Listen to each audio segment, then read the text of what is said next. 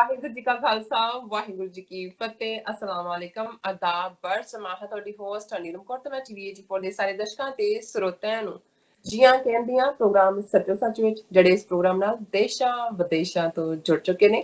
Khalistan affair centre ਦੇ ਸੰਚਾਲਕ doctor Amarjit Singh ji ਸਾਨੀ ਤਰ੍ਹਾਂ ਸਾਡੇ ਨਾਲ ਇਸ ਟਾਈਮ ਸਕਾਈਪ ਰਾਹੀਂ ਜੁੜ ਚੁੱਕੇ ਨੇ। ਆਓ ਉਹਨਾਂ ਨਾਲ ਗੱਲਬਾਤ ਕਰਕੇ ਅੱਜ ਦੀ ਅਹਿਮ ਇਸ਼ੂਜ਼ ਉੱਪਰ ਉਹਨਾਂ ਤੋਂ ਉਹਨਾਂ ਦਾ ਤਬਸਰਾ ਜਾਣਦੇ ਹਾਂ।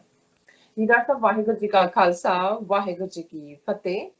ਹਾਂਜੀ ਨੀਲਮ ਕੌਰ ਜੀ, ਤੁਹਾਨੂੰ ਵੀ ਤੇ ਦੁਨੀਆ ਭਰ ਚ ਬੈਠੇ ਸਾਡੇ ਸੱਚੋ ਸੱਚ ਦੇ ਬਹੁਤ ਪਿਆਰੇ ਦਰਸ਼ਕਾਂ ਨੂੰ ਵੀ ਵਾਹਿਗੁਰੂ ਜੀ ਕਾ ਖਾਲਸਾ ਵਾਹਿਗੁਰੂ ਜੀ ਕੀ ਫਤਿਹ। ਲੀਡਰ ਸਾਹਿਬ ਤੁਹਾਡਾ ਬਹੁਤ ਬਹੁਤ ਸਵਾਗਤ ਹੈ ਪ੍ਰੋਗਰਾਮ ਸੱਚੋ ਸੱਚ ਵਿੱਚ। ਬਹੁਤ ਮਿਹਰਬਾਨੀ। ਲੀਡਰ ਸਾਹਿਬ ਅੱਜ 23 ਮਈ 2020 9 ਜੇਠ ਨਾਨਕ ਸਹੀ ਸੰਮਤ 552 ਦਾ ਦਿਨ ਹੈ। ਲੀਡਰ ਸਾਹਿਬ ਪ੍ਰੋਗਰਾਮ ਸ਼ੁਰੂ ਕਰਨ ਤੋਂ ਪਹਿਲਾਂ ਅਸੀਂ ਆਪਣੇ ਦਰਸ਼ਕਾਂ ਤੇ ਸਰੋਤਿਆਂ ਨੂੰ ਹਮੇਸ਼ਾ ਤਰ੍ਹਾਂ ਦੱਸੀ ਵਿਊਅਰਸ, ਜੇ ਤੁਸੀਂ ਹੱਕ ਸੱਚ ਇਨਸਾਫ ਤੇ ਪੈਰਾ ਦਿੰਦਾ ਇੱਕੋ ਇੱਕ ਚੈਨਲ TV84 ਨੂੰ ਦੇਖਣਾ ਚਾਹੁੰਦੇ ਹੋ ਤਾਂ ਤੁਸੀਂ ਦੇਖ ਸਕਦੇ Spectrum cable, Asian cable, Canada, roku, Jadoo box, ਸ਼ਾਵਾ, ਫੇਸਬੁੱਕ, TV84 ਦੀ ਐਪ ਰਾਹੀਂ online streaming and IP box ਤੇ ਤੁਸੀਂ TV84 ਨੂੰ ਦੇਖ ਸਕਦੇ ਹੋ। ਵਿਊਅਰਸ, ਜੇ ਤੁਸੀਂ TV84 ਨਾਲ ਜਾਂ ਪ੍ਰੋਗਰਾਮ ਸੱਚੋ ਸੱਚ ਨਾਲ ਫੇਸਬੁੱਕ ਰਾਹੀਂ ਜੁੜੇ ਤਾਂ ਇਸ ਨੂੰ ਵੱਧ ਤੋਂ ਵੱਧ ਲਾਈਕ ਕਰੋ ਤੇ ਸ਼ੇਅਰ ਕਰੋ ਅਤੇ ਨਾਲ ਹੀ YouTube ਤੇ ਸਬਸਕ੍ਰਾਈਬ ਵੀ ਕਰੋ। ਇਹ ਵੀ ਦੱਸ ਦੇ ਕਿ ਤੁਸੀਂ TV84 ਦੀ ਐਪ ਨੂੰ ਐਂਡਰੋਇਡ ਐਂਡ ਐਪ ਸਟੋਰ ਤੇ ਡਾਊਨਲੋਡ ਕਰਕੇ ਜੋ TV84 ਦੀ ਲਾਈਵ ਸਟ੍ਰੀਮ ਹੈ ਉਸ ਨੂੰ ਤੁਸੀਂ 24 ਆਵਰਸ ਦੇਖ ਸਕਦੇ ਹੋ। ਵਿਊਅਰਸ, ਹੁਣ ਅਸੀਂ ਆਪਣੇ ਪ੍ਰੋਗਰਾਮ ਦੀ ਸ਼ੁਰੂਆਤ ਕਰਨ ਜਾ ਰਹੇ ਹਾਂ। ਪ੍ਰੋਗਰਾਮ ਦੇ ਸ਼ੁਰੂ ਵਿੱਚ ਅਸੀਂ ਆਪਣੇ ਸਾਰੇ ਹੀ ਮੁਸਲਮਾਨ ਵੀਰ ਭੈਣਾਂ ਨੂੰ ਈਦ ਦੀਆਂ ਬਹੁਤ ਬਹੁਤ ਮੁਬਾਰਕਾਂ ਦਿੰਦੇ ਹਾਂ ਔਰ ਇਹ ਵੀ ਕਹਿੰਦੇ ਹਾਂ ਕਿ ਤੁਸੀਂ ਜੋ ਵੀ ਇਹ ਕਹਿਰ ਚੱਲ ਰਿਹਾ ਹੈ ਕਰੋਨਾ ਦਾ, ਉਸ ਲਈ ਤੁਸੀਂ ਸਾਰਿਆਂ ਲਈ ਅਰਦਾਸਾਂ ਵੀ ਕੀਤੀਆਂ ਨੇ। ਸੋ ਸਾਰੇ ਦੁਨੀਆ ਦੇ ਵਿੱਚ ਅਮਨ ਅਮਾਨ ਵਾਹਿਗੁਰੂ ਵਾਪਸ ਅੱਲਾਹ ਤਾਲਾ ਫਿਰ ਉਸੇ ਤਰ੍ਹਾਂ ਹੀ ਜੋ ਸਾਰੀ ਜ਼ਿੰਦਗੀ ਹੈ ਉਸੇ ਤਰ੍ਹਾਂ ਹੀ ਹੱਸੇ ਵਸੇ ਐਂਡ ਮੇਰੇ ਵੱਲੋਂ ਹਮੇਸ਼ਾ ਇਸ ਤਰ੍ਹਾਂ ਤੁਹਾਨੂੰ ਹੱਸਦੇ ਰਹੋ, ਵਸਦੇ ਰਹੋ, ਜਿਉਂਦੇ ਰਹੋ ਤੇ TV84 ਦੇ ਨਾਲ ਇਸੇ ਤਰ੍ਹਾਂ ਹੀ ਜੁੜੇ ਰਹੋ। ਸੋ ਵਿਊਅਰ, ਜਿਸ ਤਰ੍ਹਾਂ ਕਿ ਕਰੋਨਾ ਦਾ ਕਹਿਰ ਉਸੇ ਤਰ੍ਹਾਂ ਹੀ ਜਾਰੀ ਹੈ। ਸੋ ਕਰੋਨਾ ਨਾਲ ਸੰਬੰਧਿਤ ਪਹਿਲੇ ਸੈਗਮੈਂਟ ਦੇ ਵਿੱਚ ਆਪਾਂ ਜੋ ਉਸ ਨਾਲ ਰਿਲੇਟਡ ਜੋ ਖਬਰਾਂ ਨੇ ਉਹਨਾਂ ਬਾਰੇ ਮੈਂ ਤੁਹਾਨੂੰ ਟੱਚ ਬੇਸ ਕਰ ਦਵਾਂ। ਸੋ ਪਹਿਲੇ ਸੈਗਮੈਂਟ ਦੇ ਵਿੱਚ ਆਪਾਂ ਗੱਲਬਾਤ ਕਰਾਂਗੇ ਕਿ ਯੂਨਾਈਟਿਡ ਨੇਸ਼ਨਸ ਦੇ ਮੁਖੀ ਨੇ ਇਸ ਮੌਕੇ ਦਿੱਤੇ ਆਪਣੇ ਖਾਸ ਸੁਨੇਹੇ ਵਿੱਚ ਜਿੱਥੇ ਇਸਲਾਮਿਕ ਜਗਤ ਨੂੰ ਵਧਾਈ ਦਿੱਤੀ ਹੈ, ਉੱਥੇ ਨਾਲ ਹੀ ਆਸ ਕੀਤੀ ਹੈ ਕਿ ਦੁਨੀਆ ਦੇ ਸਾਰੇ ਦੇਸ਼ ਇਕੱਠੇ ਹੋ ਕੇ ਇਸ ਸਾਂਝੇ ਦੁਸ਼ਮਣ ਯਾਨੀ ਕਿ ਕਰੋਨਾ ਦੇ ਖਿਲਾਫ ਲੜਾਈ ਵਿੱਚ ਇਕਜੁੱਟ ਹੋਣ। ਕਰੋਨਾ ਦੇ ਚੈਲੰਜ ਦੇ ਚਲਦਿਆਂ ਲਾਕਡਾਊਨ ਨੂੰ ਖੋਲਣ ਨੂੰ ਲੈ ਕੇ ਅਮਰੀਕਾ ਵਿੱਚ ਵਾਈਟ ਹਾਊਸ ਅਤੇ ਸਟੇਟਾਂ ਦੇ ਗਵਰਨਰਾਂ ਵਿਚਕਾਰ ਟਕਰਾਅ ਦਾ ਮਾਹੌਲ ਬਣਿਆ ਹੋਇਆ ਹੈ। ਸੋ ਪ੍ਰੈਜ਼ੀਡੈਂਟ ਟਰੰਪ ਨੇ ਕਿਹਾ ਹੈ ਕਿ ਅਮਰੀਕਾ ਭਰ ਵਿੱਚ ਚਰਚ ਅਤੇ ਹੋਰ ਧਾਰਮਿਕ ਅਦਾਰੇ ਖੁੱਲ੍ਹਣੇ ਚਾਹੀਦੇ ਹਨ। ਉਸ ਦਾ ਕਹਿਣਾ ਹੈ ਕਿ ਜੇ ਸਟੇਟਾਂ ਨੇ ਇਸ ਵਿੱਚ ਰੁਕਾਵਟ ਪਾਈ ਤਾਂ ਉਹ ਆਪਣੀ ਪ੍ਰਧਾਨਗੀ ਦੀਆਂ ਜੋ ਤਾਕਤਾਂ ਦਾ ਇਸਤੇਮਾਲ ਕਰਨਗੇ। ਸੋ ਇਸ ਬਾਰੇ ਗੱਲਬਾਤ ਹੋਏਗੀ। ਸੋ ਇਸੇ ਹੀ ਸੈਗਮੈਂਟ ਦੇ ਵਿੱਚ ਜਿਸ ਤਰ੍ਹਾਂ ਕਿ ਭਾਰਤ ਵਿੱਚ ਕਰੋਨਾ ਦੇ ਕੇਸਾਂ ਵਿੱਚ ਤੇਜ਼ੀ ਨਾਲ ਵਾਧਾ ਹੋ ਰਿਹਾ ਹੈ, ਪਿਛਲੇ 24 ਘੰਟਿਆਂ ਦੇ ਵਿੱਚ 7000 ਦੇ ਕਰੀਬ ਨਵੇਂ ਕੇਸ ਸਾਹਮਣੇ ਆਏ ਹਨ ਐਂਡ 137 ਮੌਤਾਂ ਹੋ ਚੁੱਕੀਆਂ ਹਨ। ਐਂਡ ਇਸੇ ਹੀ ਸੈਗਮੈਂਟ ਦੇ ਵਿੱਚ ਆਪਾਂ ਓਵਰਆਲ ਜੋ ਅਪਡੇਟ ਹੈ ਕਰੋਨਾ ਵਾਇਰਸ ਦੇ ਨਾਲ ਉਹ ਆਪਾਂ ਡਿਸਕਸ ਕਰਾਂਗੇ ਐਂਡ ਦੂਸਰੇ ਸੈਗਮੈਂਟ ਦੇ ਵਿੱਚ ਆਪਾਂ ਗੱਲਬਾਤ ਕਰਾਂਗੇ ਕਿ 57 ਇਸਲਾਮਿਕ ਦੇਸ਼ਾਂ ਦੀ ਸੰਸਥਾ OIC ਨੇ ਭਾਰਤ ਵੱਲੋਂ ਕਸ਼ਮੀਰ ਵਿੱਚ ਕੀਤੀਆਂ ਜਾ ਰਹੀਆਂ ਕਾਰਵਾਈਆਂ ਦਾ ਸਖਤ ਵਿਰੋਧ ਕੀਤਾ ਹੈ।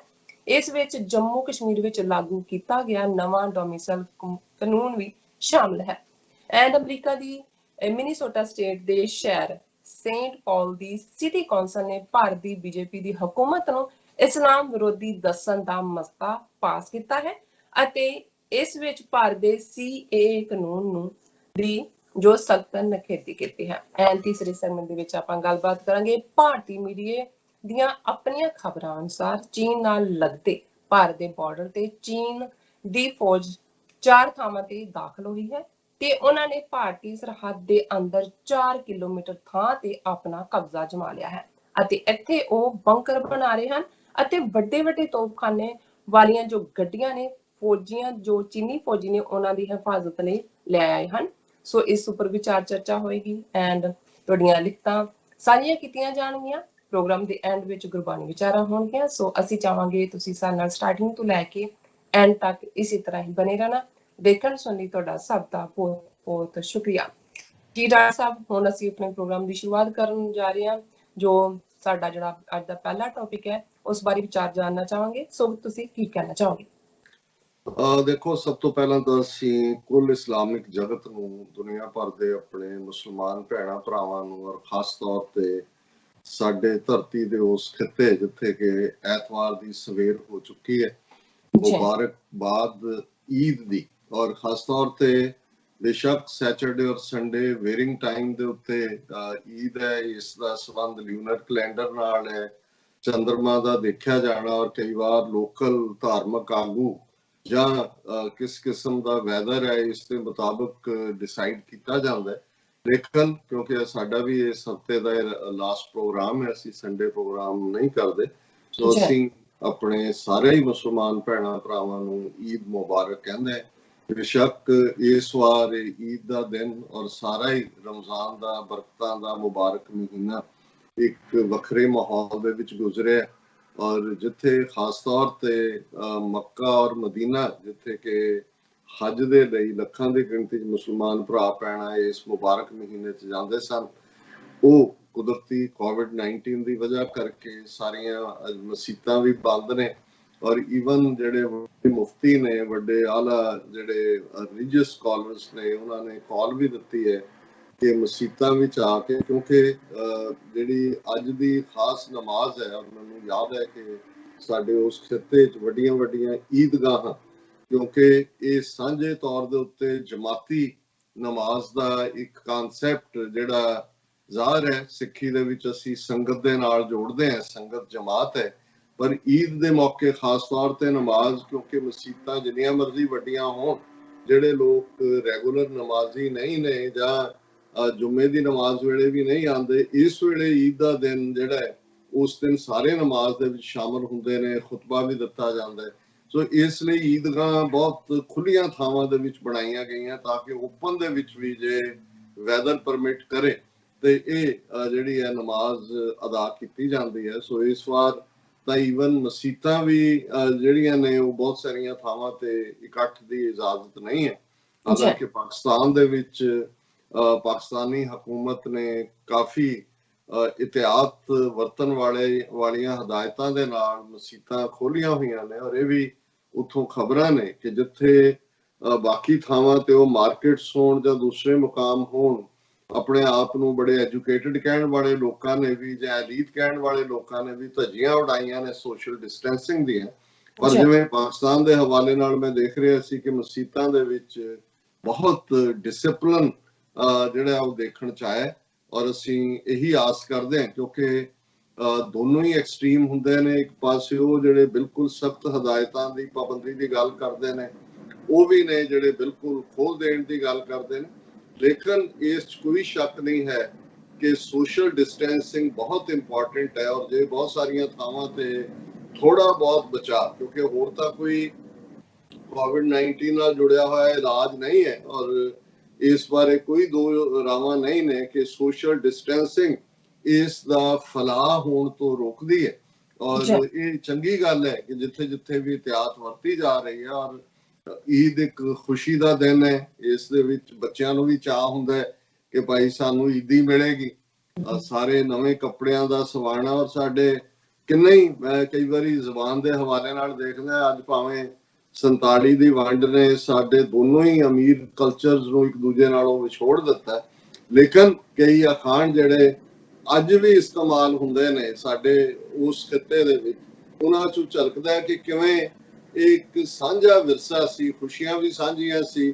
ਜਿਵੇਂ ਵਿਸਾਖੀ ਦੇ ਮੌਕੇ ਸਾਰੇ ਰਲ ਕੇ ਆ ਕੇ ਸਿੱਖਾਂ ਨੂੰ ਮੁਬਾਰਕਬਾਦ ਦਿੰਦੇ ਸੀ, ਔਰ ਮੈਂ 47 ਦੀ ਵੇਲੇ ਜਿਹੜੇ ਲੋਕ ਦੋਵੇਂ ਪਾਸਿਆਂ ਗਏ, ਉਹਨਾਂ ਦੇ ਜਿਹੜੇ ਪ੍ਰੋਗਰਾਮ ਦੋਨੋਂ ਤਰਫੋਂ ਇਸ ਕਿਸਮ ਦੇ ਗਰੁੱਪ ਨੇ ਜਿਹੜੀਆਂ ਪੁਰਾਣੀਆਂ ਯਾਦਾਂ ਦੀ ਗੱਲ ਕਰਦੇ ਨੇ, ਜਿਹੜੇ ਬਜ਼ੁਰਗ ਆਪਣੀ ਜ਼ਿੰਦਗੀ ਦੇ ਅਖੀਰਲੇ ਪਲਾਂ ਦੇ ਵਿੱਚ ਨੇ, ਮੌਤ ਦੀ ਇੰਤਜ਼ਾਰ 'ਚ, ਔਰ ਉਹਨਾਂ ਯਾਦਾਂ ਨੂੰ ਕਰਦੇ ਨੇ ਕਿ ਭਾਈ ਕਿਵੇਂ ਵਿਸਾਖੀ ਦੇ ਮੌਕੇ ਅਸੀਂ ਰਲ ਕੇ ਸਿੱਖਾਂ ਦੇ ਨਾਲ ਇਕੱਠੇ ਹੁੰਦੇ ਸੀ, ਖੁਸ਼ੀਆਂ ਮਨਾਉਂਦੇ ਸੀ, ਔਰ ਕਿਵੇਂ ਈਦ ਦੇ ਮੌਕੇ ਸਿੱਖ ਸਾਡੇ ਲਈ ਖਾਸ ਜਿਹੜੇ ਨੇ ਪ੍ਰਬੰਧ ਵੀ ਕਰਦੇ ਸੀ, ਔਰ ਇੱਕ ਸਾਂਝ ਦਾ ਮਾਹੌਲ ਸੀ। ਸੋ ਜ਼ਾਹਰ ਹੈ ਕਿ ਇਹ ਵੀ ਇੱਕ ਆਪਣੇ ਆਪ ਦੇ ਵਿੱਚ ਇੱਕ ਖੂਬਸੂਰਤੀ ਸੀ। ਔਰ ਜਦੋਂ ਅਸੀਂ ਨਵੇਂ ਕੱਪੜਿਆਂ ਦੀ ਗੱਲ ਕਰਦੇ ਹਾਂ, ਅੱਜ ਵੀ ਜੇ ਕਿਸੇ ਨੇ ਕੋਈ ਚੀਜ਼ ਕਿਹਾ ਹੋਏ ਕਿ ਮੈਨੂੰ ਇਹ ਇਸ ਮੌਕੇ ਤੇ मैं पानी है ब्याह दे मौके दा कोई ते उन्होंने कोई बाद च लिया के दे, ते एक कहावत है कि भाई ईद तो बाद हुण मैं तंबा फूकना। सो ਜ਼ਾਹਰ है कि ये उस गल नाल ही जुड़िया होया है कि भाई ईद नूं नਵੇਂ कपड़े पाउणे ने, ਤੇ ਜੇ ਕਿਸੇ ਨੇ ਤੰਬੇ ਦਾ ਆਰਡਰ ਕੀਤਾ ਹੈ ਜਾਂ ਨਵੇਂ ਕੱਪੜਿਆਂ ਦਾ ਕੀਤਾ ਹੈ, ਜੇ ਬਿਫੋਰ ਟਾਈਮ ਨਹੀਂ ਮਿਲੇ ਤੇ ਇਸ ਦਾ ਮਤਲਬ ਹੈ ਕਿ ਉਹ ਉਸ ਖੁਸ਼ੀ ਨੂੰ ਨਹੀਂ ਮਾਣ ਸਕੇ। ਸੋ ਕੁੱਲ ਮਿਲਾ ਕੇ ਮੈਂ ਸਮਝਦਾ ਕਿ ਇਹ ਕੁਦਰਤ ਦੇ ਹੱਥ 'ਚ ਹੈ ਜੋ ਵੀ ਚੱਲ ਰਿਹਾ ਹੈ, ਪਰ ਇਸ ਸਾਰੇ ਚੋਂ ਇੱਕ ਸਬਕ ਜਿਹੜਾ ਮੈਂ ਸਮਝਦਾ ਕਿ ਬੇਸ਼ੱਕ ਅੱਜ ਮੈਸੇਜ ਵੀ United Nation secretary general mister Antonio Guterres ਨੇ ਦਿੱਤਾ ਹੈ OIC ਦੇ ਨਾਲ, ਔਰ ਜਿਹਦੇ 57 ਦੇਸ਼ਾਂ ਦੀ ਇਸਲਾਮਿਕ ਬਾਡੀ ਹੈ, ਔਰ ਉਹਦੇ 'ਚ ਵੀ ਹਿਊਮੈਨਿਟੀ ਦੀ ਗੱਲ ਕੀਤੀ ਹੈ। ਲੇਕਿਨ ਮੈਂ ਇਹ ਦੇਖ ਰਿਹਾ ਕਿ ਇੱਕ ਕੱਲ ਮੈਂ ਆਰਟੀਕਲ ਦੇਖ ਰਿਹਾ ਸੀ, ਉਹਦੇ 'ਚ ਦੋ ਗੱਲਾਂ ਬੜੀਆਂ ਖੂਬਸੂਰਤ ਕੋਟ ਕੀਤੀਆਂ ਗਈਆਂ।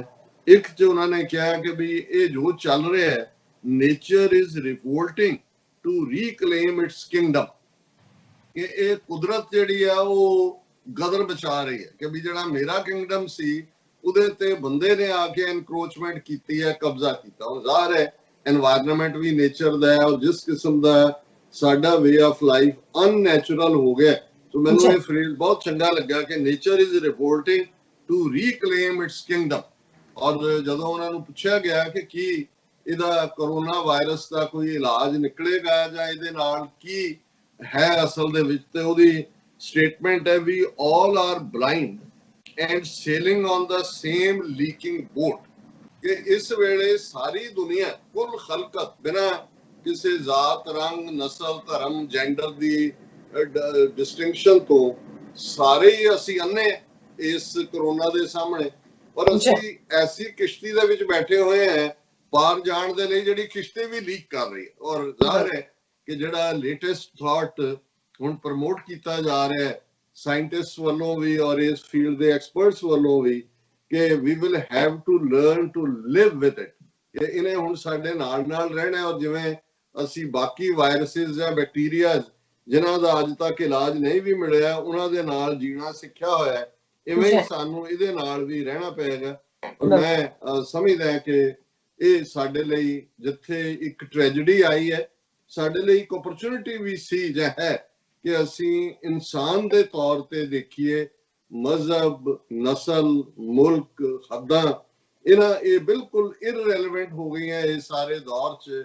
ਨਾ ਤੇ ਕਰੋਨਾ ਨੇ ਦੇਖਿਆ ਕਿ ਉਹਨੇ ਕਿਹੜਾ ਬਾਰਡਰ ਜੰਪ ਕਰਨਾ ਨਹੀਂ ਕਰਨਾ, ਨਾ ਉਹਨੇ ਕਿਸੇ ਮੁਲਕ ਦਾ ਵੀਜ਼ਾ ਲਿਆ, ਔਰ ਨਾ ਉਹਨੇ ਦੇਖਿਆ ਕਿ ਭਾਈ ਗੋਰੀ ਨਸਲ ਨੂੰ ਨਹੀਂ ਚੰਬੜਨਾ, ਦੂਜਿਆਂ ਨੂੰ ਚੰਬੜਨਾ। ਸੋ 200 ਤੋਂ ਜ਼ਿਆਦਾ ਦੇਸ਼ਾਂ ਦੇ ਵਿੱਚ ਜਦੋਂ ਅਸੀਂ ਇਸ ਦਾ ਫੈਲਾਅ ਔਰ 5 ਮਿਲੀਅਨ ਤੋਂ ਜ਼ਿਆਦਾ ਕੇਸਾਂ ਦੀ ਗੱਲ ਕਰਦੇ ਤੇ ਜ਼ਾਹਰਾ ਤੌਰ ਦੇ ਉੱਤੇ ਇਹ ਕੁਦਰਤ ਦਾ ਮੈਸੇਜ ਹੈ। ਲੇਕਿਨ ਉਹ ਮੈਸੇਜ ਜੇ ਅਸੀਂ ਯਾਦ ਨਾ ਕੀਤਾ ਜਾਂ ਮੈਸੇਜ ਤੇ ਅਮਲ ਨਾ ਕੀਤਾ ਜਾਂ ਮੈਸੇਜ ਨੂੰ ਨਾ ਸਮਝਿਆ, ਤਾਂ ਫਿਰ ਜਿਵੇਂ ਅਸੀਂ ਇਹ ਕਵਾਂਗੇ ਕਿ ਭਾਈ ਫਿਰ ਸ਼ੈਤਾਨ ਦੇ ਪਹਿਰੇ ਨੂੰ ਹੀ ਅਸੀਂ ਮਨਜ਼ੂਰ ਕਰਦੇ ਹਾਂ, ਔਰ ਸ਼ੈਤਾਨ ਦੀ ਹਦਾਇਤ ਦੇ ਮੁਤਾਬਕ ਅਸੀਂ ਜਿਉਂਦੇ ਹਾਂ, ਰੱਬ ਦੀ ਹਦਾਇਤ ਦੇ ਮੁਤਾਬਕ ਨਹੀਂ। ਔਰ UN ਸੈਕਟਰੀ ਜਨਰਲ ਨੇ ਬੜੇ ਚੰਗੇ ਲਫ਼ਜ਼ਾਂ ਦੇ ਵਿੱਚ ਉਹਨਾਂ ਨੇ OIC ਨੂੰ ਜਿੱਥੇ ਐਡਰੈਸ ਕੀਤਾ, ਉਹਨਾਂ ਨੇ ਕਿਹਾ ਕਿ ਵੀ ਇਹ ਜਿਹੜੀ ਇਨਟੋਲਰੈਂਸ ਹੈ, ਖਾਸ ਤੌਰ ਤੇ ਇਸਲਾਮੋਫੋਬੀਆ, ਇਹ ਬਿਲਕੁਲ ਟੋਲਰੇਟ ਨਹੀਂ ਹੈ। ਔਰ ਮੈਂ ਤੁਹਾਡੇ ਨਾਲ ਖਲੋਤਾ ਹੈ ਇਹ ਸਾਰੇ ਦੇ ਮੌਕੇ ਦੇ ਉੱਤੇ। ਔਰ ਖਾਸ ਤੌਰ ਤੇ ਉਹਨਾਂ ਨੇ ਕਿਹਾ ਕਿ ਵੀ COVID-19 solidarity, promoting coexistence and shared responsibility, ਇਹ ਦੋ ਲਫ਼ਜ਼ ਜਿਹੜੀ ਮੈਂ ਗੱਲ ਕਹਿ ਕੇ ਹਟਿਆ ਕਿ ਵੀ ਇਹ COVID-19 ਦੇ ਵਿੱਚ ਸਾਡੀ ਕੋਐਗਜ਼ਿਸਟੈਂਸ ਨੂੰ, ਆਪਸ ਦੇ ਵਿੱਚ ਸਹਿਵਾਸ ਹੋਣਾ, ਇਸ ਨੂੰ ਪ੍ਰਮੋਟ ਕਰੀਏ ਔਰ ਇੱਕ ਦੂਜੇ ਦੀ ਜ਼ਿੰਮੇਵਾਰੀ ਨੂੰ ਵੰਡਣ ਦੀ ਗੱਲ ਕਰੀਏ, ਸ਼ੇਅਰਡ ਰਿਸਪੌਂਸਿਬਿਲਿਟੀ।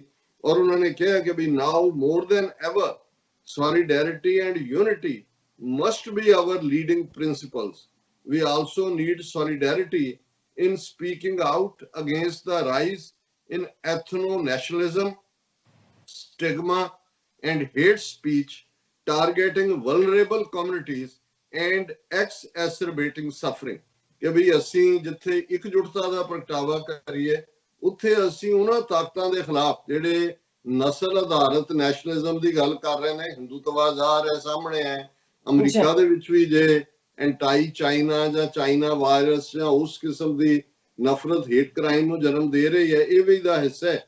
ਔਰ ਇਹ ਜਿਹੜੀਆਂ ਵਲਨਰੇਬਲ ਕਮਿਊਨਿਟੀਜ਼ ਨੇ ਉਹਨਾਂ ਨੂੰ, ਔਰ ਜ਼ਾਹਰ ਹੈ ਇਸਲਾਮ ਨੂੰ ਮੰਨਣ ਵਾਲੇ ਜਿਵੇਂ 200 ਮਿਲੀਅਨ ਮੁਸਲਮਾਨ ਭਾਰਤ 'ਚ ਅੰਡਰ ਟਾਰਗੇਟ ਨੇ, ਸਿੱਖ ਕੌਮ ਨੂੰ ਵੀ ਉਹਦਾ ਹੀ ਆਧਾਰ ਕਰੋਨਾ ਦੇ ਨਾਲ ਜੋੜ ਕੇ ਔਰ ਤਖਤ ਸ੍ਰੀ ਹਜ਼ੂਰ ਸਾਹਿਬ ਦੇ ਪਿਲਗ੍ਰਿਮਸ ਨਾਲ ਜੋੜ ਕੇ, ਮੁਸਲਮਾਨਾਂ ਨੂੰ ਤਬਲੀਗੀ ਜਮਾਤ ਨਾਲ ਜੋੜ ਕੇ, ਔਰ ਨਾਲ ਦੀ ਨਾਲ ਉਹਨਾਂ ਨੇ ਕਿਹਾ ਕਿ you have my total commitment to activity, you have my total commitment to actively challenge inaccurate and harmful messages, promote non-violence and reject anti-Muslim bigotry, hate and all forms of intolerance। कि मेरी तुहानू पूरी हमायत है जेड़ा anti-Muslim जेड़ी नफरत दा माहौल है और इस सारे नू जेड़ा किसी भी किस्म दी intolerance वो condemnable है।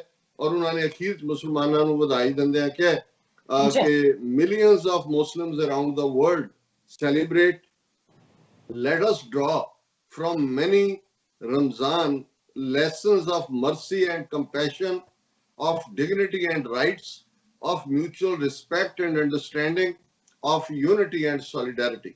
कि भाई जेड़ा रमजान दे महीने दे विच इत्थे दुनिया भर च मुसलमान ईद दे दिन नूं मना रहे ने कि जिवें रोजे दे राही मैसेज सी मर्सी एंड कंपैशन कि तुसी भुखे रहंदे हो, तुसी दूसरियां दी भुख महसूस करो, तुहाडे अंदर दया दा भाव होए।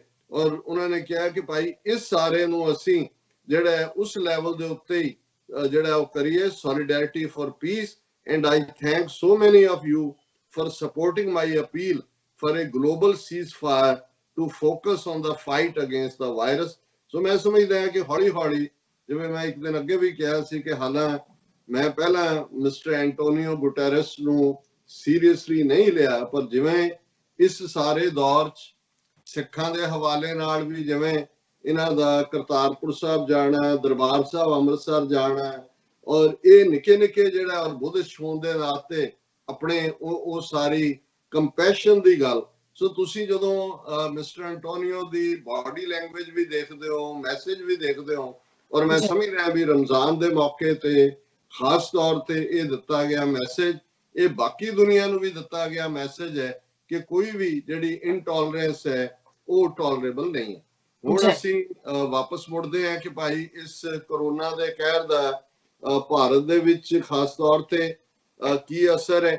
और पहला भारत वाल जाण तो पहला मैं अमरीका दी गल करां कि जिवें एक पूरा इस मुद्दे दे उत्ते जिवें धार्मिक थावां दी गल है, जिथे एक पासे मैं समझदा है भी इस्लाम दे उलमा, उन्हां दे स्कॉलर जां सऊदी अरेबिया दी अथॉरिटीज जां बाकी मुसलमान देशां ने भी बड़ी सियाणप दा सबूत दिता है कि भाई घर बैठ के भी तुसी नमाज पढ़ सकदे हो, क्योंकि ये भी जिहड़ा फॉरबिडन है कि तुसी अपनी बीमारी किसी नूं दिओ जां अपनी वबा किसी नूं लाओ। पर इस दे उल्ट मैं देख रहा कि जेडे अदरवाइज अपने आप नूं बड़ा कंपैशनेट और जेड़ा पीस दा रिलीजन कहंदे ने क्रिश्चियनिटी, इहदे च कोई शक नहीं है क्रिश्चियनिटी दा जेड़ा धुरा है फेथ दा वो लव एंड सर्विस है, प्यार और हर एक दी सेवा। और कोई शक नहीं है कि दुनिया भर दे विच क्रिश्चियन नन्स ने जां उन्हां दे ਜਿਹੜੇ ਨੇ ਬਣਾਏ ਹੋਏ ਹਸਪੀਟਲ, ਔਰ ਅਜੇ ਸਾਊਥ ਏਸ਼ੀਆ ਦੇ ਵਿੱਚ ਵੀ ਉਹੀ ਨੈਟਵਰਕਿੰਗ, ਈਵਨ ਐਜੂਕੇਸ਼ਨ ਦੇ ਮਾਮਲੇ 'ਚ ਅੱਜ ਵੀ ਬੈਸਟ ਸਕੂਲ ਦੁਨੀਆ ਦੇ ਉਸ ਖਿੱਤੇ ਦੇ ਵਿੱਚ ਉਹਨਾਂ ਦੇ ਬਣਾਏ ਹੋਏ ਨੇ।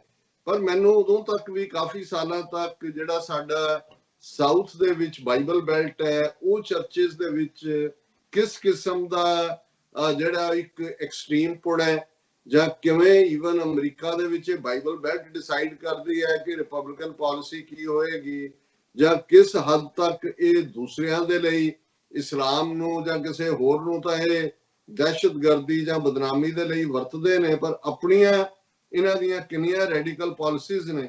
ਔਰ ਮੈਂ ਦੇਖ ਰਿਹਾ ਕਿ ਵੀ ਜਦੋਂ ਹੁਣ ਇਹ ਲੋਕਡਾਊਨ ਜ਼ਾਹਰ ਹੈ ਕਿ ਇਸ ਦਾ ਚਰਚਿਸ ਜਾਂ ਗੁਰਦੁਆਰੇ, ਮੰਦਰ, ਮਸੀਤਾਂ, ਬੁੱਧਿਸਟ ਮੋਨੈਸਟਰੀ, ਸਿਨਾਗੋਗ ਸਾਰੇ ਹੀ ਬੰਦ ਨੇ ਜਾਂ ਉਹਨਾਂ 'ਚ ਸੈਲੈਕਟਿਵ ਐਂਟਰੀ ਹੈ। ਪਰ ਸਭ ਤੋਂ ਜ਼ਿਆਦਾ ਰੈਸਟਲੈਸ ਜਿਹੜੇ ਨੇ ਇਸ ਬਾਈਬਲ ਬੈਲਟ ਦੇ ਚਰਚਿਸ ਦੇ ਪੈਸਟਰ ਨੇ, ਔਰ ਉਹਨਾਂ ਨੇ ਪੂਰਾ ਧੂਮ ਧਮਾਕੇ ਦੇ ਨਾਲ ਇਹ ਕਿਹਾ ਕਿ ਜੀ ਅਸੀਂ ਹੁਣ ਫਲਾਊਟ ਕਰਾਂਗੇ ਇਸ ਸਾਰੇ ਨੂੰ, ਅਸੀਂ ਕਲੈਕਟਿਵ ਪ੍ਰੇਅਰ ਕਰਨੀ ਹੈ, ਜਿਸ ਰੱਬ ਨੇ ਸਾਡੀ ਸੁਣਨੀ ਸੀ, ਜੇ ਉਹ ਰੱਬ ਦੇ ਘਰ ਹੀ ਬੰਦ ਕਰ ਦਿੱਤੇ ਨੇ ਤਾਂ ਫਿਰ ਇਹ ਵਬਾ ਰਹੇਗੀ। ਹਾਲਾਂਕਿ ਰੱਬ ਤਾਂ ਹਰ ਥਾਂ ਹੈ। ਇਹਨਾਂ ਨੂੰ ਆਪਣੇ ਮਜ਼ਹਬ ਦਾ ਇਹ ਪ੍ਰਿੰਸੀਪਲ ਭੁੱਲ ਜਾਂਦਾ ਹੈ ਕਿ ਰੱਬ ਓਮਨੀ ਪ੍ਰੈਜ਼ੈਂਟ ਹੈ, ਔਰ ਰੱਬ ਨੂੰ ਕਿਸੇ ਖਾਸ ਥਾਂ ਤੇ ਜਾ ਕੇ ਜਿਹੜਾ ਉਹ ਯਾਦ ਕਰਨ ਦੀ ਲੋੜ ਨਹੀਂ ਹੈ। ਪ੍ਰੇਅਰ ਤੁਸੀਂ ਕਿਤੇ ਵੀ ਬੈਠ ਕੇ ਕਰ ਸਕਦੇ ਹੋ। ਲੇਕਿਨ ਇੰਨਾ ਪ੍ਰੈਸ਼ਰ ਹੈ ਇਸ ਵੇਲੇ ਟਰੰਪ ਐਡਮਿਨਿਸਟ੍ਰੇਸ਼ਨ ਦੇ ਉੱਤੇ ਕਿ ਅੱਜ ਪ੍ਰੈਜ਼ੀਡੈਂਟ ਟਰੰਪ ਨੇ ਐਲਾਨ ਕੀਤਾ ਹੈ, ਉਹਨਾਂ ਨੇ ਕਿਹਾ ਵੀ ਸਾਰੇ, ਉਹਨਾਂ ਨੇ ਚਰਚਿਸ ਹੀ ਕਿਹਾ ਜਦੋਂ ਚਰਚ ਖੋਲਣਗੇ ਤਾਂ ਬਾਕੀ ਅਦਾਰੇ ਨਾਲ ਕਹਿਣੇ ਪੈਂਦੇ ਨੇ, ਜਿਹੜੇ ਗੁਰਦੁਆਰੇ, ਮੰਦਰ, ਮਸੀਤਾਂ, ਸਿਨਾਗੋਗ, ਉਹਨਾਂ ਨੇ ਕਿਹਾ ਕਿ ਵੀ ਇਹ ਸਾਰੇ ਖੋਲੋ ਅਮਰੀਕਾ 'ਚ। ਇਹ ਟਰੰਪ ਨੇ ਆਰਡਰ ਕੀਤਾ ਹੁਣ, ਕਿਉਂਕਿ ਅਮਰੀਕਾ ਦੇ ਪ੍ਰੈਜ਼ੀਡੈਂਟ ਕੋਲ ਬਹੁਤ ਸਾਰੀਆਂ ਪਾਵਰਸ ਨੇ, ਪਰ ਇੱਥੇ ਉਹ ਫੈਡਰਲ ਸਟਰਕਚਰ ਹੈ ਜਿੱਥੇ ਫੈਸਲਾ ਗਵਰਨਰ ਨੇ ਕਰਨਾ ਹੈ, ਫਾਈਨਲ ਪਾਵਰ ਉਹਦੇ ਕੋਲ ਹੈ। ਔਰ ਇਹ ਵੀ ਆਇਆ ਕਿ ਵੀ ਕੁਝ ਗਵਰਨਰਸ ਜਿਹੜੇ ਨੇ, ਮੈਂ ਜਿਵੇਂ ਅੱਜ ਹੀ ਕੈਲੀਫੋਰਨੀਆ ਮੇਰੀ ਕਿਸੇ ਨਾਲ ਗੱਲ ਹੋ ਰਹੀ ਸੀ ਕਿ ਜੇ ਉੱਥੇ ਗਿਣਤੀ ਘਟੀ ਆ, ਅਜੇ ਉੱਥੇ ਸਾਰਾ ਲਾਕਡਾਊਨ 'ਚ ਹੈ, ਕੋਈ ਵੀ ਖੁੱਲ ਨਹੀਂ ਹੈ, ਔਰ ਉਵੇਂ ਹੀ ਸਾਰੀਆਂ ਧਾਰਮਿਕ ਅਦਾਰੇ ਵੀ।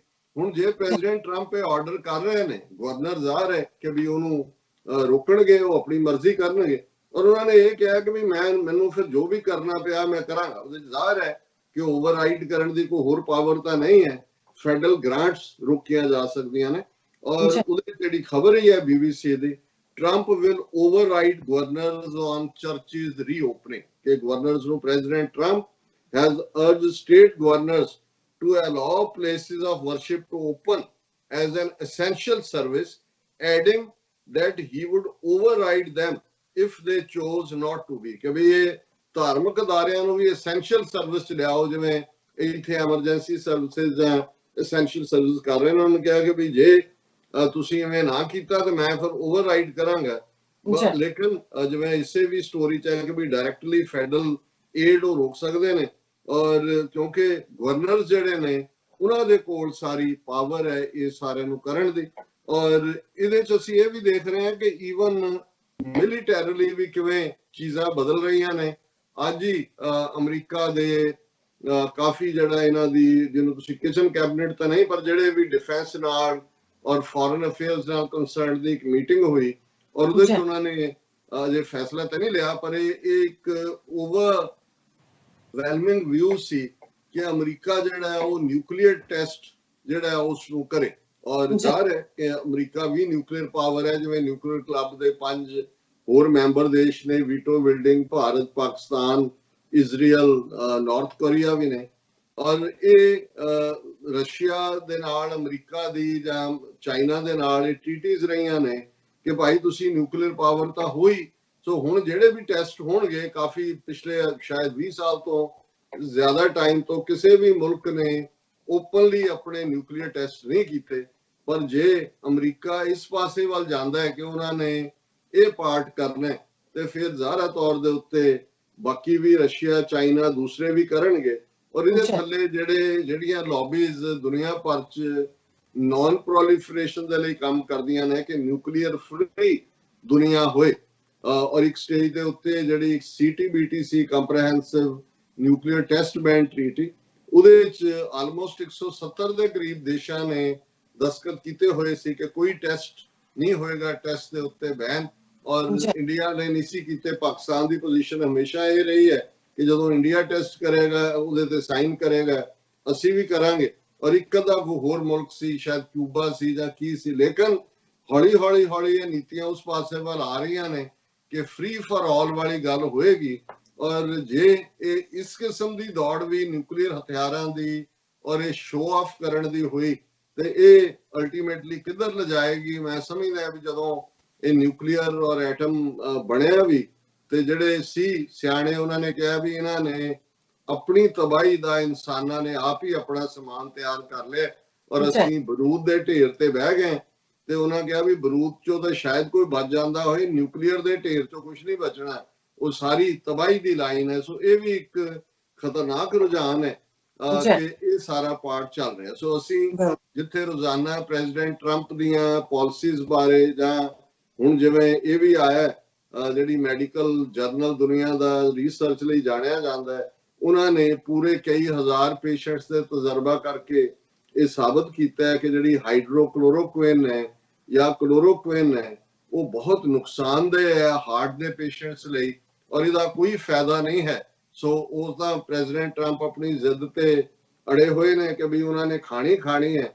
ਇਹ ਵੱਖਰੀ ਗੱਲ ਹੈ ਕਿ ਨੈਂਸੀ ਪੈਲੋਸੀ ਨੇ ਕੀ ਕਿਹਾ ਜਾਂ ਦੂਜਿਆਂ ਨੇ ਕੀ ਕਿਹਾ, ਪਰ ਅੱਜ ਮੈਂ ਦੇਖ ਰਿਹਾ ਕਿ ਵੀ ਜਦੋਂ ਇੱਕ ਮਾਹੌਲ ਬਣ ਜਾਂਦਾ ਹੈ, ਈਵਨ ਡੈਮੋਕ੍ਰੈਟਸ, ਹੁਣ ਜੋ ਬਾਈਡਨ ਉਹਨਾਂ ਦੇ ਕੈਂਡੀਡੇਟ ਨੇ, ਜ਼ਾਹਰ ਹੈ ਕਿ ਵੀ ਡਾਇਰੈਕਟ ਟੱਕਰ ਟਰੰਪ ਔਰ ਬਾਈਡਨ ਦੀ ਹੈ। ਅਸੀਂ ਇੱਕ ਪਾਸੇ ਬਹੁਤ ਵਾਰ ਰਿਪਬਲਿਕਨਸ ਨੂੰ ਜਾਂ ਖਾਸ ਤੌਰ ਤੇ ਟਰੰਪ ਈਰਾ ਦੇ ਵਿੱਚ ਖੁੱਲ੍ਹੇਆਮ ਰੇਸਿਜ਼ਮ ਦੀ ਗੱਲ ਕਰਦੇ ਹਾਂ, ਪਰ ਇਸ ਗੱਲ ਦਾ ਧਿਆਨ ਰਹੇ ਕਿ ਅਛੂਤਾ ਕੋਈ ਵੀ ਨਹੀਂ ਹੈ ਇਸ ਰੇਸਿਜ਼ਮ ਤੋਂ। ਔਰ ਇਸ ਦੀ ਇੱਕ ਉਦਾਹਰਣ ਜਿਹਦੇ ਤੋਂ ਬਾਅਦ ਜੋ ਬਾਈਡਨ ਹੁਣ ਮਾਫੀ ਦੇ ਦੌਰ 'ਚ ਹੈ ਔਰ ਉਹ ਕਹਿ ਰਿਹਾ ਜੀ ਜੇ ਫੌਪਾ ਹੋ ਗਿਆ ਕਿ ਮੂੰਹੋਂ ਨਿਕਲ ਗਈ ਗੱਲ। ਹੁਣ ਇਹ ਬਾਈਡਨ ਜਿਹੜਾ ਇੱਕ ਬਲੈਕ ਰੇਡੀਓ ਹੋਸਟ ਨੇ ਉਹਨੂੰ ਇੰਟਰਵਿਊ ਦੇ ਰਿਹਾ ਸੀ, ਬ੍ਰੇਕਫਾਸਟ ਕਲੱਬ ਹੈ ਉਹਨਾਂ ਦਾ ਰੇਡੀਓ ਪ੍ਰੋਗਰਾਮ, ਔਰ ਉਹਦੇ 'ਚ ਜਦੋਂ ਉਹਨਾਂ ਨੂੰ ਪੁੱਛਿਆ ਗਿਆ ਕਿ ਭਾਈ ਤੁਹਾਨੂੰ ਕਾਲੇ ਕਿਉਂ ਵੋਟ ਦੇਣ, ਇਹ ਦੱਸੋ ਵੀ ਤੁਸੀਂ ਐਸਾ ਕੀ ਕਰੋਗੇ, ਔਰ ਬੜਾ ਬ੍ਰਿਲੀਅੰਟ ਹੈ ਉਹਨਾਂ ਦਾ ਹੋਸਟ, ਉਹਨਾਂ ਨੇ ਕਿਹਾ ਵੀ ਤੁਸੀਂ ਕੀ ਕਰੋਗੇ, ਔਰ ਉਹਨਾਂ ਨੇ ਕਿਹਾ ਕਿ ਵੀ ਹੁਣ ਇਹ ਜਿਹੜੇ ਉਹਦਾ ਜੋ ਬਾਈਡਨ ਦਾ ਜਵਾਬ ਸੀ, well I'll tell you what, if you have a problem figuring out whether you are for me to Trump, then you are not black. ਇਹ ਜੋ ਬਾਈਡਨ ਕਹਿ ਰਿਹਾ ਕਿ ਜੇ ਤੂੰ ਮੈਨੂੰ ਇਹ ਪੁੱਛ ਰਿਹਾ ਹੈ ਕਿ ਵੀ ਮੇਰੀਆਂ ਨੀਤੀਆਂ ਔਰ ਟਰੰਪ ਦੀਆਂ ਕਾਲਿਆਂ ਬਾਰੇ ਕੀ ਫਰਕ ਹੈ, ਫਿਰ ਤੂੰ ਕਾਲਾ ਹੀ ਨਹੀਂ ਹੈ। ਹੁਣ ਇਹਦੇ ਚੋਂ ਅਮਰੀਕਨਾਂ ਦੀ ਸੈਂਸਿਟੀਵਿਟੀ ਉਹਨਾਂ ਦੇ ਰਿਪਬਲਿਕਨ ਕੈਂਪੇਨ ਨੇ ਤਾਂ ਚੁੱਕਣਾ ਹੀ ਸੀ। ਈਵਨ ਸੇਨਰ ਜਿਹੜੇ ਲੋਕ ਨੇ ਵਿਦਨ, ਉਹਨਾਂ ਨੇ ਕਿਹਾ ਵੀ ਇਹਦਾ ਕੀ ਮਤਲਬ ਹੈ ਵੀ ਕਾਲਿਆਂ ਦੀ ਕੋਈ ਆਵਾਜ਼ ਹੀ ਨਹੀਂ, ਉਹਨਾਂ ਨੇ ਅੱਖਾਂ ਬੰਦ ਕਰਕੇ ਜਿਹੜੀ ਹੈ ਤੈਨੂੰ ਹੀ ਵੋਟਾਂ ਪਾਣੀਆਂ ਨੇ, ਤੁਸੀਂ ਦੱਸੋ ਤੁਹਾਡੀਆਂ ਕੀ ਨੀਤੀਆਂ ਕਾਲਿਆਂ ਬਾਰੇ।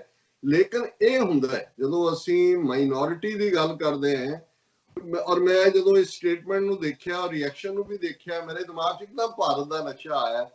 ਮੈਂ ਕਿਹਾ ਕਿ ਵੀ ਹੁਣ ਤੱਕ ਇਹ ਰਿਹਾ ਜਦੋਂ ਕਾਂਗਰਸ ਨੇ, ਜਦੋਂ RSS ਦਾ ਭਾਰਤੀ ਜਨਸੰਘ ਨਾਂ ਦੀ ਪਾਰਟੀ ਸੀ, ਬਾਣੀਆਂ ਦੀ ਪਾਰਟੀ, ਤੇ ਕਾਂਗਰਸ ਜਿਹੜੀ ਆ ਉਹ ਇਹ ਸਮਝਦੀ ਸੀ ਕਿ ਉਹ ਭਾਰਤ ਦੇ ਮੁਸਲਮਾਨ ਹੋਣ, ਸਿੱਖ ਹੋਣ, ਈਸਾਈ ਹੋਣ, ਦਲਿਤ ਹੋਣ, ਉਹਨਾਂ ਨੇ ਤਾਂ ਸਾਨੂੰ ਵੋਟ ਪਾਣੀ ਹੈ, ਕਿਉਂਕਿ ਅਦਰਵਾਈਜ਼ ਦੂਜਾ ਡਰ ਖੜਾ ਹੈ ਕਿ ਵੀ ਇਹ ਹਿੰਦੂਤਵਾ ਨਾ ਆ ਜਾਏ।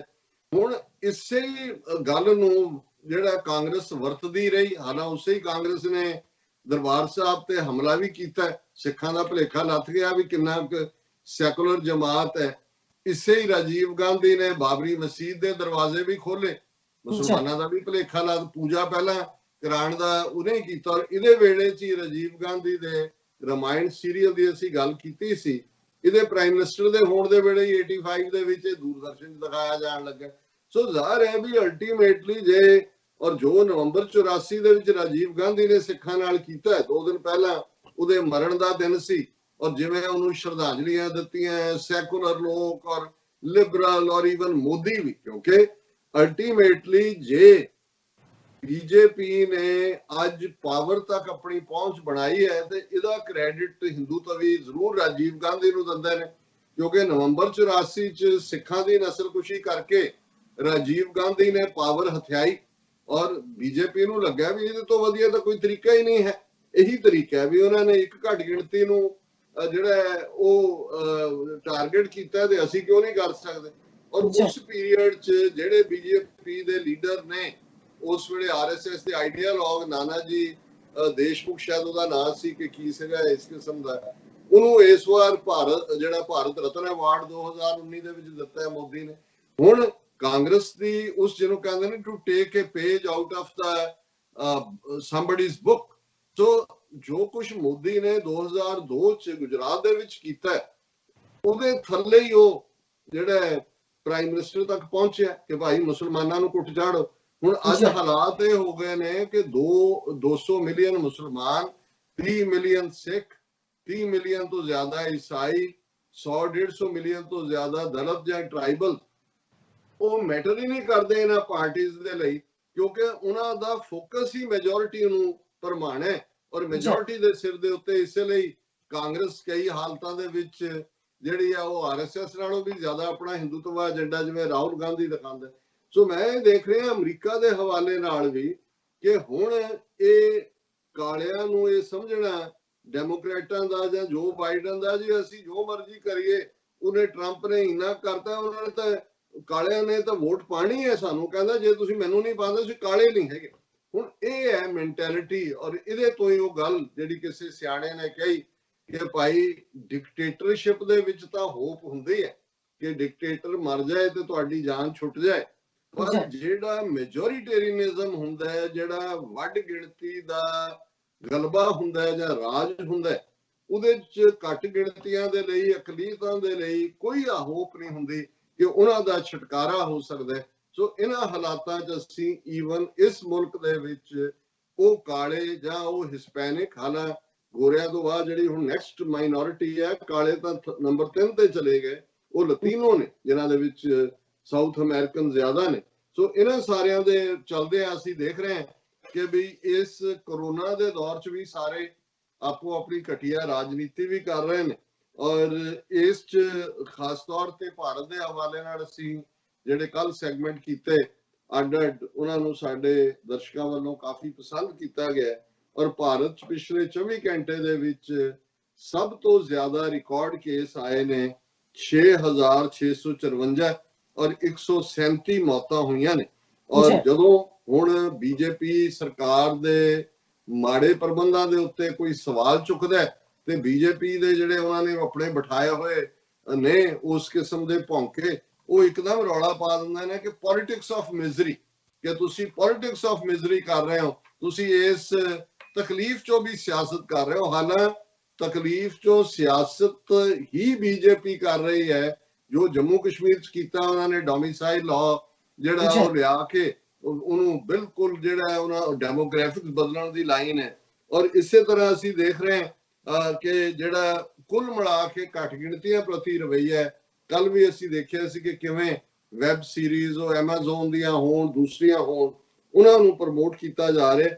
ਔਰ ਮੈਂ ਸੈਗਮੈਂਟ ਨੂੰ ਕਲੋਜ਼ ਕਰਨ ਤੋਂ ਪਹਿਲਾਂ ਇਹ ਵੀ ਦੱਸ ਦਿਆਂ ਕਿ ਇਕਨੋਮਿਕਲ ਜਿਹੜਾ ਫਾਲ ਆਊਟ ਹੈ ਉਹ ਬੜਾ ਜ਼ੋਰਦਾਰ ਹੋ ਰਿਹਾ। ਹੁਣੇ ਹੀ ਮੈਂ ਇਹ ਖਬਰ ਦੇਖੀ ਹੈ, ਹਰਟੇਜ਼ ਰੈਂਟਲ ਜਿਹੜੀ ਕੰਪਨੀ ਜਿਹਦਾ ਅਸੈਟ ਮਲਟੀ ਬਿਲੀਅਨ ਡਾਲਰ ਹੈ ਔਰ ਉਹ ਲਗਭਗ 19 ਬਿਲੀਅਨ ਡਾਲਰ ਦੇ ਡੈਟ 'ਚ ਚੱਲ ਰਹੇ ਸੀ। ਔਰ ਇਹ ਵਾਲ ਸਟਰੀਟ ਜਰਨਲ ਨੇ ਖਬਰ ਦਿੱਤੀ ਹੈ ਕਿ ਉਹਨਾਂ ਨੇ ਚੈਪਟਰ 11 ਜਿਹਨੂੰ ਬੈਂਕਰਪਸੀ ਕਹਿੰਦੇ ਨੇ, ਦਿਵਾਲੀਆ, ਉਹ ਫਾਈਲ ਕਰ ਦਿੱਤੇ। ਸੋ ਇਹ ਮਲਟੀ ਬਿਲੀਅਨ ਡਾਲਰ ਦੀ ਹਰਟੇਜ਼, ਕਿਉਂਕਿ ਜਦੋਂ ਵੀ ਅਸੀਂ ਰੈਂਟਲ ਕਾਰਾਂ ਦੇਖਦੇ ਹਾਂ ਤੇ ਹਰਟੇਜ਼ ਦੀਆਂ ਕਾਰਾਂ ਘੁੰਮ ਰਹੀਆਂ ਹੁੰਦੀਆਂ ਔਰ 10,000 ਮੁਲਾਜ਼ਮ ਜਿਹੜੇ ਨੇ ਉਹਨਾਂ ਦੀ ਛੁੱਟੀ ਹੋਈ ਹੈ। ਸੋ ਇਹ ਜਦੋਂ ਅਸੀਂ ਕਹਿ ਰਹੇ ਹਾਂ ਵੀ ਆਲਰੇਡੀ ਰਿਸੈਸ਼ਨ ਦੇ ਵਿੱਚ ਹੀ ਨਹੀਂ, ਇਹ ਤਾਂ ਡੀਪ ਰਿਸੈਸ਼ਨ ਔਰ ਫਿਰ ਡਿਪਰੈਸ਼ਨ ਵੱਲ ਜਾ ਰਿਹਾ ਹੈ। ਇਹ ਅਮਰੀਕਾ ਦੇ ਵਿੱਚ ਕਾਰਪੋਰੇਟ ਸੈਕਟਰ ਦੇ ਵਿੱਚ ਇਹ ਪਹਿਲਾ ਵੱਡਾ ਝਟਕਾ ਜਿਹੜਾ ਪਬਲਿਕਲੀ ਆਇਆ। ਬਹੁਤ ਸਾਰੇ ਤਾਂ ਟੁੱਟ ਕੇ ਬੈਠੇ ਨੇ ਕਿ ਭਾਈ ਅਸੀਂ ਜਿਹੜਾ ਅਜੇ ਆਪਣੀ ਮੁੱਠੀ ਨਾ ਖੋਲੀਏ। ਆਉਣ ਵਾਲੇ ਦਿਨਾਂ ਦੇ ਵਿੱਚ ਅਸੀਂ ਦੇਖਦੇ ਹਾਂ ਕਿ ਜੇ ਹਰਟੇਜ਼ ਵਰਗੀ ਜਿਹੜੀ ਹੈ ਉਹ ਆਪਣੇ ਬੈਂਕਰਪਸੀ ਵੱਲ ਆ ਗਈ ਤਾਂ ਬਹੁਤ ਕੁਝ ਬੈਂਕਰਪਸੀ ਵੱਲ ਜਾ ਰਿਹਾ। ਪਰ ਕੁੱਲ ਮਿਲਾ ਕੇ ਇਸ ਵੇਲੇ ਦੁਨੀਆ ਦੇ ਵਿੱਚ ਜਿਹੜੇ ਕਰੋਨਾ ਪੋਜ਼ਿਟਿਵ ਕੇਸਿਸ ਨੇ 5,03,64,773 ਨੇ ਔਰ ਮੌਤਾਂ 3,42,021 ਨੇ। ਅਮਰੀਕਾ ਦੇ ਵਿੱਚ ਕੇਸਿਸ ਦੇ ਵਿੱਚ ਵਾਧਾ ਹੋ ਰਿਹਾ ਹੈ। 1,06,54,215 ਇਹ ਕਰੋਨਾ ਪੋਜ਼ਿਟਿਵ ਕੇਸਿਸ ਨੇ ਔਰ 97,994 ਮੌਤਾਂ ਹੋ ਚੁੱਕੀਆਂ ਨੇ। ਔਰ ਅੱਜ ਪ੍ਰੈਜ਼ੀਡੈਂਟ ਟਰੰਪ ਨੇ 3 ਦਿਨ ਦਾ ਜਿਹੜਾ ਉਹ ਸੋਗ ਮਨਾਉਣ ਦਾ ਐਲਾਨ ਕਰਦੇ ਆ ਅਮਰੀਕਾ ਦੇ ਝੰਡੇ ਨੀਵੇਂ ਕਰ ਦਿੱਤੇ ਨੇ ਉਹਨਾਂ ਦੀ ਯਾਦ ਦੇ ਵਿੱਚ ਜਿਹੜੇ ਕਰੋਨਾ ਦੇ ਨਾਲ ਜਿਹੜੇ ਇਸ ਦੁਨੀਆ ਤੋਂ ਗਏ ਨੇ। ਸੋ ਇੱਕ ਚੰਗਾ ਜੈਸਚਰ ਹੈ। ਮੈਂ ਸਮਝਦਾ ਹੈ ਕਿ ਭਾਈ ਇਹ ਸਾਰੇ ਹੀ ਸਾਡੇ ਇਨਸਾਨੀ ਪਰਿਵਾਰ ਦਾ ਹਿੱਸਾ ਨੇ ਕੱਲ ਤੱਕ। ਔਰ ਅਮਰੀਕਾ ਬਾਰੇ ਜਦੋਂ ਅਸੀਂ ਇਹ ਸੋਚੀਏ ਕਿ 1 ਲੱਖ ਬੰਦਾ ਬਿਮਾਰੀ ਦੇ ਨਾਲ ਚਲਾ ਗਿਆ ਕਰੋਨਾ ਨਾਲ, ਤੇ ਝਟਕਾ ਜਿਹਾ ਲੱਗਦਾ ਕਿਉਂਕਿ ਅਸੀਂ ਤਾਂ ਸਮਝਦੇ ਸੀ ਜਾਂ ਬਹੁਤ ਸਾਰੇ ਕਿ ਅਮਰੀਕਾ ਹਰ ਬਿਮਾਰੀ ਦਾ ਰਾਜ ਹੀ ਅਮਰੀਕਾ ਹੈ। ਉਹ ਤੁਹਾਡੀ ਗਰੀਬੀ ਵੀ ਕੱਢਦਾ ਹੈ, ਬਰਾਬਰੀ ਵੀ, ਫਰੀडम ਵੀ, ਦੂਸਰਾ ਵੀ। ਸੋ 3 ਦਿਨ ਲਈ ਅਮਰੀਕਾ ਦੇ ਝੰਡੇ ਝੁਕੇ ਰਹਿਣਗੇ। ਬ੍ਰਾਜ਼ੀਲ, ਜਿਵੇਂ ਅਸੀਂ ਕੱਲ ਗੱਲ ਕੀਤੀ ਸੀ ਕਿ ਉਹਨਾਂ ਦਾ ਪ੍ਰੈਜ਼ੀਡੈਂਟ ਵੀ ਮੋਦੀ ਵਾਂਗ ਨਕੰਮਾ ਹੰਕਾਰਿਆ ਹੋਇਆ ਔਰ ਉਹ ਕਹਿੰਦਾ ਸੀ ਕੋਈ ਨਹੀਂ। ਹੁਣ ਬ੍ਰਾਜ਼ੀਲ ਕੇਸਾਂ ਦੇ ਮਾਮਲੇ 'ਚ ਰੂਸ ਨੂੰ ਪਿੱਛੇ ਛੱਡ ਕੇ ਅੱਜ ਨੰਬਰ 2 ਤੇ ਆ ਗਿਆ। 3,39,687 ਕੇਸ ਨੇ ਔਰ 21,579 ਮੌਤਾਂ ਨੇ। ਅਜੇ ਵੀ ਉਹ ਕਹਿ ਰਿਹਾ ਵੀ ਕੋਈ ਲੋਕਡਾਊਨ ਦੀ ਕਰਨ ਦੀ ਲੋੜ ਨਹੀਂ ਹੈ। ਸੋ ਇਹ ਜਦੋਂ ਕਿ ਕਿਸੇ ਕੌਮ ਦੀ ਤਬਾਹੀ ਆਣੀ ਹੁੰਦੀ ਹੈ ਤੇ ਉਹਨੂੰ ਫਿਰ ਗਧਾ ਜਿਹੜਾ ਉਹ ਲੀਡਰ ਮਿਲਦਾ ਹੈ। ਇੰਡੀਆ ਦੇ ਮਾਮਲੇ 'ਚ 1,31,103।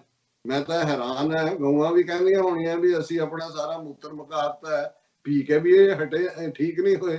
ਹੁਣ 1,31,103 ਮੌਤਾਂ ਜਿਹੜੇ ਨੇ ਉਹ ਕਰੋਨਾ ਪੋਜ਼ਿਟਿਵ ਨੇ ਔਰ 3,865 ਮੌਤਾਂ ਹੋ ਚੁੱਕੀਆਂ। ਤੇਜ਼ੀ ਦੇ ਨਾਲ ਨੰਬਰ ਇਹ ਡਬਲ ਹੋਣ ਜਾ ਰਿਹਾ ਹੈ।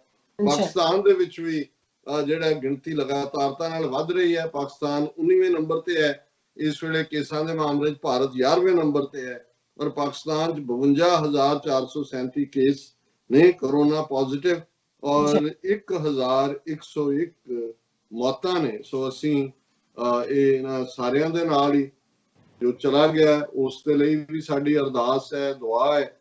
ਜਿਹੜੇ ਜੂਝ ਰਹੇ ਨੇ ਔਰ ਜ਼ਾਹਰ ਹੈ ਕਿ ਬਹੁਤ ਵੱਡੀ ਗਿਣਤੀ ਦੇ ਵਿੱਚ ਜਿਹੜੇ ਫਰੰਟ ਫੁੱਟ ਦੇ ਉੱਤੇ ਲੜਨ ਵਾਲੇ ਸੋਲਜਰ ਨੇ, ਯੋਧੇ ਨੇ, ਡਾਕਟਰਸ, ਨਰਸਿਸ, ਸੈਨੇਟਰੀ ਵਰਕਰਸ ਔਰ ਐਮਰਜੈਂਸੀ ਸਰਵਿਸਿਜ਼ ਵਾਲੇ, ਉਹਨਾਂ ਸਾਰਿਆਂ ਨੂੰ ਵੀ ਆਪਣੀਆਂ ਯਾਦਾਂ 'ਚ ਲਿਆਈ ਹੈ ਜਦੋਂ ਕਿ ਅਸੀਂ ਜਿਹੜਾ ਆਪਣੀ ਅਰਦਾਸ ਕਰਾਂਗੇ ਔਰ ਸਾਡੇ ਮੁਸਲਮਾਨ ਭੈਣ ਭਰਾ ਵੀ ਜਦੋਂ ਕਿ ਉਹ ਫਾਈਨਲ ਈਦ ਦੀ ਨਮਾਜ਼ ਅਦਾ ਕਰਨਗੇ ਔਰ ਯਾਦ ਕਰਨਗੇ ਅੱਲਾਹ ਤਾਲਾ ਨੂੰ, ਤੇ ਰੱਬ ਤੋਂ ਅਸੀਂ ਰਹਿਮ ਮੰਗੀਏ ਕਿ ਜਗਤ ਜਲੰਦਾ ਰੱਖ ਲੈ ਆਪਣੀ ਕਿਰਪਾ ਧਾਰ, ਜਿੱਤ ਦੁਆਰੇ ਉਭਰੇ ਤਿਤ ਲਿਹੋ ਉਬਾਰ।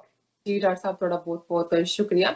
ਸੋ ਇੱਥੇ ਦੇ ਨਾਮ ਤੇ ਵਿਊਅਰਸ ਤੁਸੀਂ ਇਸੇ ਤਰ੍ਹਾਂ ਹੀ ਜੁੜੇ ਰਹਿਣਾ। ਮਿਲਦੇ ਹਾਂ ਆਫਟਰ ਦਿਸ ਸ਼ਾਰਟ ਬ੍ਰੇਕ।